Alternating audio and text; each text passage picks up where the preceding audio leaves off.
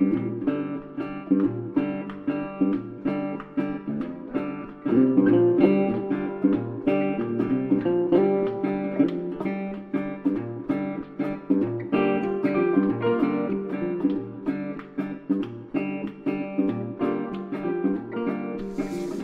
ég heiti Óli Björn Kárason og þetta hlaðvarpsþáttur minn sem alltaf til hægri.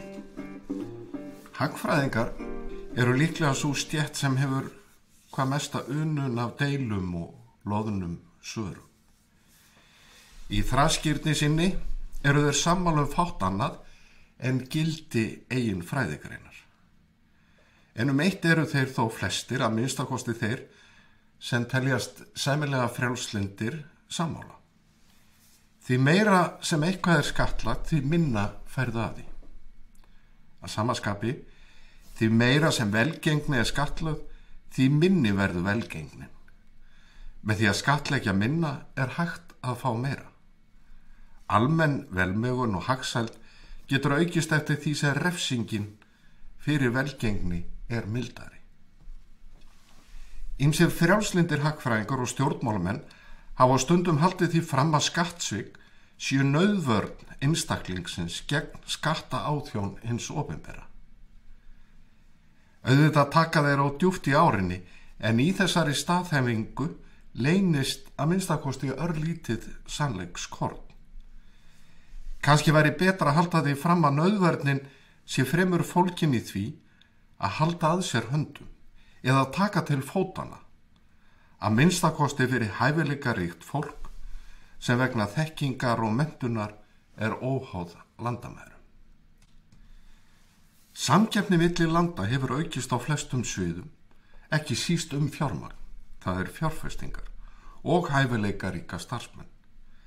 Hreyfanleiki fjármagns og vinnuafls hefur gert það að verkum að ekkert land eyland þegar að kemur á regluverki, starfskjörum eða skattheimtu.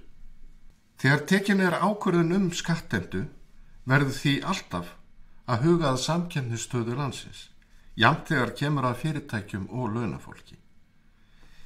Við þurfum einnig að velta því fyrir okkur hvort skattkerfið takmarki fremur en hámarki skatttekjur ríkis og sveitarfélaga og dragi þar með úr möguleikum samfélagsins til að standa undir því velferðarkerfi sem við viljum að sé öflugt. En fleira skiptir máli, líkt og John F. Kennedy, forseti Bandaríkjanna, benti á í ræðu árið 1962.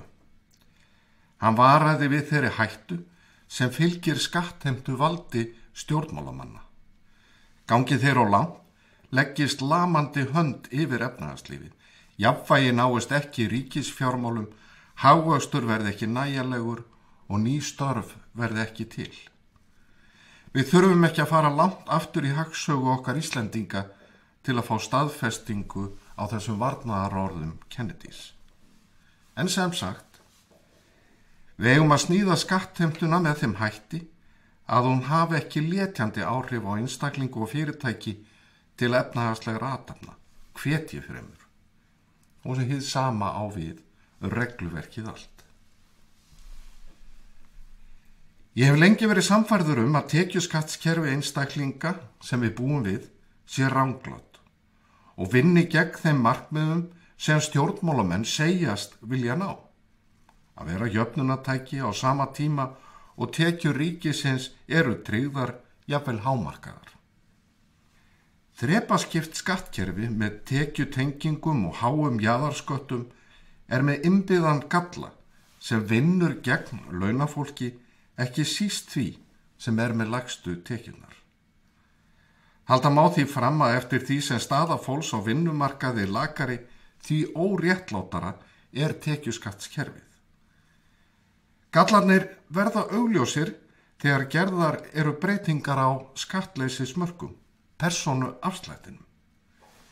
Eftir því sem laun lægri, því meira vægi hefur persónuafslátturinn.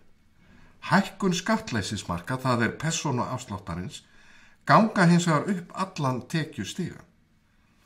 Þegar launafólki tekst að afla hærri laun og bæta sinn hag, líkt og það sé barið niður með sleggju. Það lendir í hærra skattþrepi og tekjutengdum skerðingum. háir jaðarskattar eru meira íþyngjandi fyrir þá sem hafa lægstu launin og að baki litla formlega menntun. Hið sama á raunar við þá sem eru í starfi þar sem lítil eða engin samkeppni ríkir.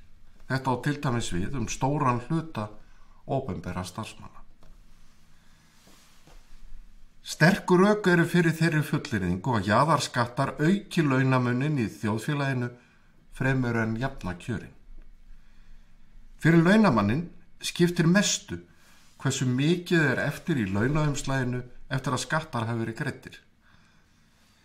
Starfsmaður sem er eftirsóttur, er hreyfanlegur með góða menntun, nýtur þess í formi hærri launa og betri starfskjara en aðrir. Slíkur starfsmaður er líklegur til að fá það sem við getum sagt bættan skaðan sem að verður fyrir vegna tekjutenginga, hárra jaðarskatta og eða hækkunar tekjuskatts. Atvinnurekandinn verður að koma til móts við skerta ráðstöfunartekjur. Öðrum kosti leitar starfsmaðurinn annan.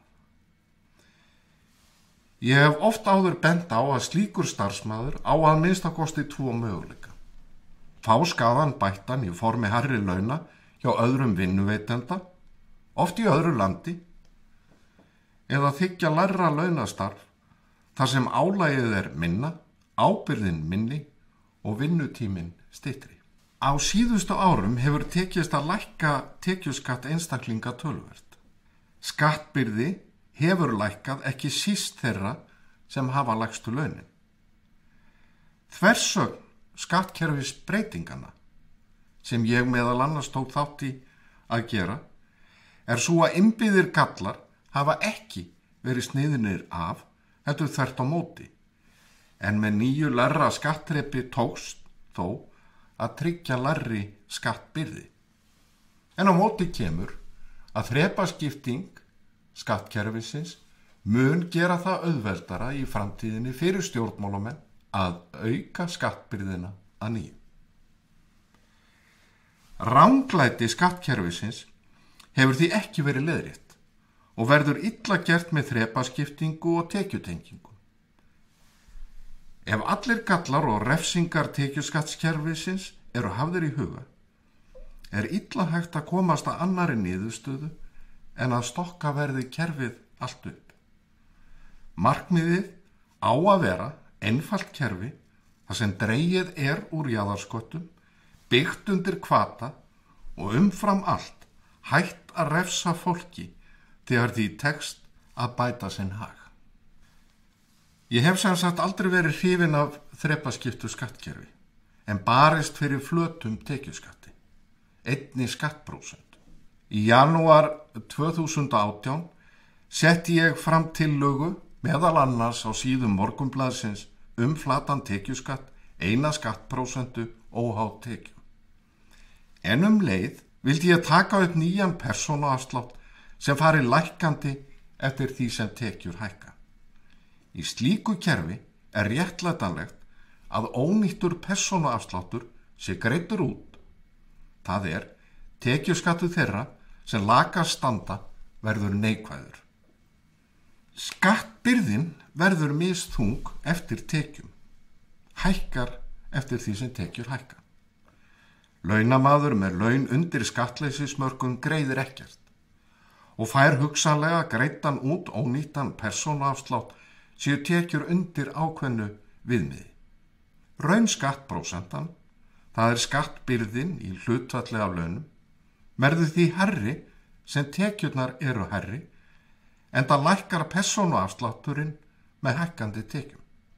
Þegar þeim launum er náð, þar sem persónuafslátturinn er við 0, verður skattprósentan flöt, sú sama, óháð því hvernig tekjur þróast. Ég hef ekki talið skynsamlegt að leggja til ákveðna tölu flata skattprósentu eða skattleysismörk persónuafslátt. Það er hins vegar augljóst að kerfisbreytingin krefst þess að skattleysismörkin verði verulega hækkuð frá því sem þau eru nú. Skattprósentan verður hins vegar töluvert lægri en hæsta þrep gildandi tekjuskatts. Stígandinn í skattbyrðinni er pólitísk ákvörðun en einnig efnahagsleg á hverjum tíma. Og hér skal það fullyrt að uppstokkun af þessu tagi styrkir stöður langflestra launamanna, fyrst og síðast þeirra sem eru með lægstu launin og meðaltekjur. Innbyggðar refsingar og letjandi hvatar eru sniðnir af að mestu.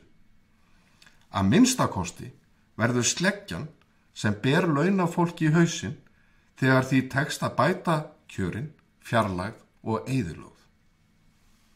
Í aðdraganda kosninga er það að minnstakosti einna messu virði fyrir launafólk að krefja þá sem leita eftir stuðningi til að setjast á Alþingi til að svara því hvort þeir eru tilbúnir til þess að taka þátt í að eyðileggja þessa sleggju. Og til að gera það skýrara hvernig þrepaskiptur tekjuskattur virkar, ólíkt flötum tekjuskatti, þá hef ég stuðst við dæmisögu sem David Camerson, prófessor í hagfræði við Háskólann í Georgíu, setti saman. Ég hef nýtt þessa dæmisögu í ræðu og riti en staðfært hana töluvert og breytt, en hún gefur okkur ágæta innsýn inn í íslenska skattkerfið og varpar með einföldum hætti ljósi og alvarlega galla stighækkandi tekjuskatts, það er að segja þrepaskiptingu. Leið skýrir sagan ágætlega hvers vegna það er erfitt pólitískt að lækka skatta undir kerfi stighækkandi skattheimtu, jafnvel þótt öll hagræn rök mæli með lækkun. Ég birti þessa sögu meðal annars í Morgunblaðinu fyrir nokkrum árum, en einnig á vef mínum olibjörn.is og nokkrir hafa leyft sér að taka hana traustataki og nýta sér hana. En að sögunni.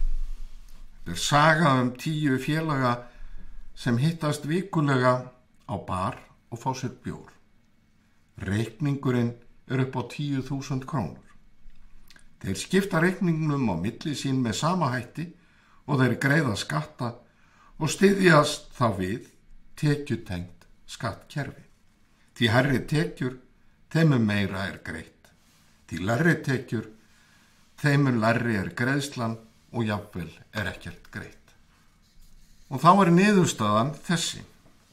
4 félagar með lægstu launin greiða ekkert.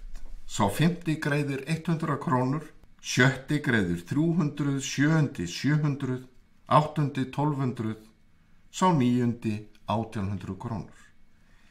En 10. félagi, sá sem hæstu tekjurnar hefur, greiðir 5.900 krónur, eða 59% af heildar fjárhæðinni.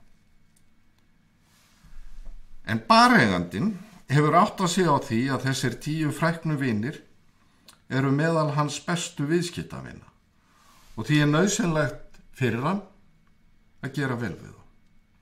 Með því vill hann tryggja viðskiptin enn betur og eiga það síður á hættu að þeir færi sig yfir til keppinautar á næsta götuhorni.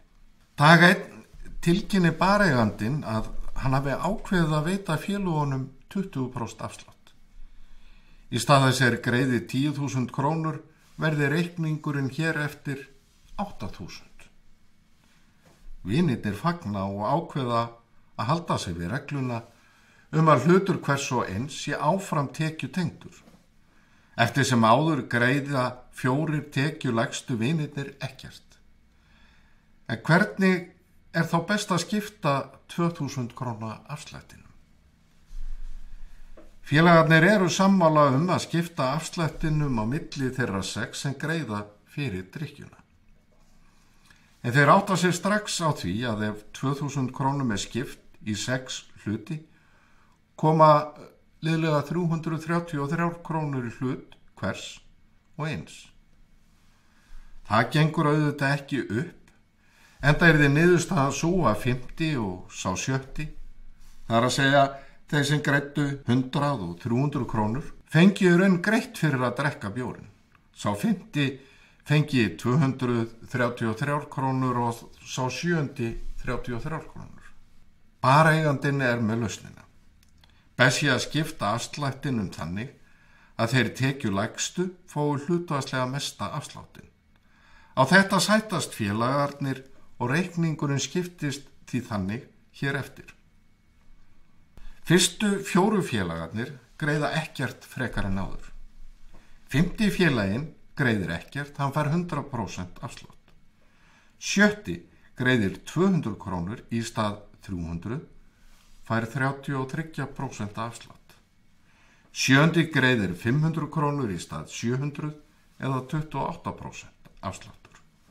8. greiðir 900 en ekki 1200, 25%. 9. félaginn fær 22% afslátt. 10. félaginn, sá ríkasti, greiðir 4.900 krónur í stað 5.900, hann fær 16% afslátt. Hlutur hans í heildarreikningi hefur hins vegar hækkað þrátt fyrir 1.000 króna lækkun í liðlega 61% en var áður 59%. Þannig eru allir augljóslega betur settir en áður, þó að staða hinna 4 sem aldrei greiddu sé svo sama, og sá 5. fær að drekka sinn bjór án þess að greiða nokkuð. Þrátt fyrir að auðmaðurinn svo kallaði í hópnum hafi fengið helming þess afsláttar sem bareigandinn ákvað að veita, þar að segja, fékk 1.000 krónur af þessum 2.000 króna afslætti, hefur hlutdeild hans í heildarreikningi hækkað eins og ég sagði úr 59 í 61%. Afslátturinn hefur með öðrum orðum aukið hlutfallslega byrði hans enda drekka nú 5 vinir hans frítt. Þegar félagarnir að kveðja hvern annan, renna hins vegar 2 grímur á menn. Bíddu nú við, ég fekk aðeins 100 krónur í minn hlut að 2.000 króna afslætti, hrópar 7. félaginn. Hann fekk hins vegar 1.000 krónur, 10 sinnum meira en ég, bætir hann við og bendir á þann 10. og þann ríkasta. Ja, þetta er rétt, hrópar sá 5. sem fekk nú að drekka frítt. Ég sparaði einnig aðeins 100 kall, þetta er ósanngjarnt. Nákvæmlega bætti 7. maður við, þeir ríku fá alltaf meira í sinn hlut. Bíðu nú við, hrópaði einn þeirra sem alltaf hafiði drukkið frítt. Við fengum ekkert í okkar hlut. Þetta er enn eitt dæmið óréttlæti. Líkt og í skattkerfinu eru þeir tekjulægstu arðrændir. Þannig æsist leikurinn og endar með því að 10. félaginn umkringdur af hinum. Félagarnir 10 ganga síðan í skrokk á hinum ríka sem fekk 1.000 króna afslátt. Viku síðar mætt á barinn aftur. En auðmaðurinn lætur ekki sjá sig. 9 menningarnir drekka og spjalla en síðan kemur að uppgjöri. Þá rennur upp fyrir þeim að þeir hafi ekki lengur efni á því að greiða fyrir drykkjuna. Þeir eiga ekki einu sinni fyrir helmingi upphæðarinnar. Þannig virkar tekjutengt skattkerfi. 10. félaginn situr núna á öðrum bar og drekkur sinn bjór í næði. Hann greiðir aðeins fyrir það sem hann drekkur og tekur ekki lengur þátt í að greiða fyrir drykkju annara og sparar því verulega fjármuni. Fyrir félagar hans hafa hins vegar ekki lengur efni á því að hittast og gamli barinn nú í niðurníðslu enda hefur stórkostlega dregið úr viðskiptunum. Þannig virkar hið tekjutengda trepaskipta tekjuskattskerfi og það ekki síst þess vegna sem ég tel rétt skynsamlegt að innleiða hér flatan tekjuskatt með stiglækkandi persónuafslætti eftir því sem tekjur hækka. Ég þakka þeim sem hlýddu, eigi góðar stundir.